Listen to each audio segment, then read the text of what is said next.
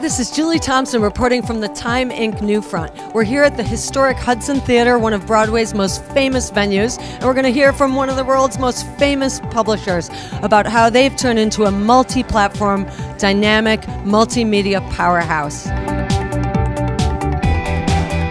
We're excited to be here. We announced 11 new programs to go along with more than 10,000 videos we're going to produce this year. We announced more distribution partners, which will extend our content both in the digital space and over the top.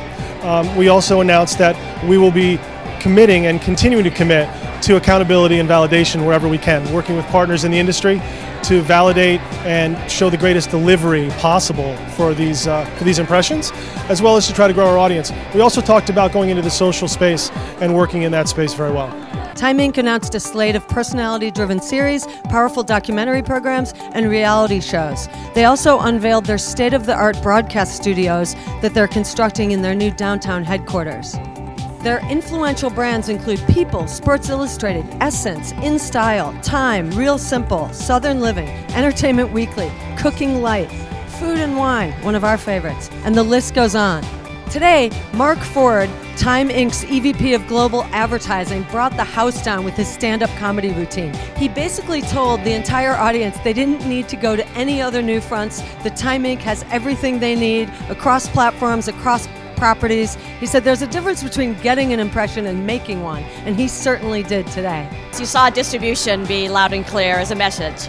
It's more about how do they scale beyond what they're doing, how they're bringing new distribution partners into that game, and also how they're developing their own studios to create even more content in their new location.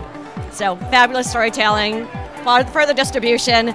Never count the publishers out because they're actually developing great stories and content for digital.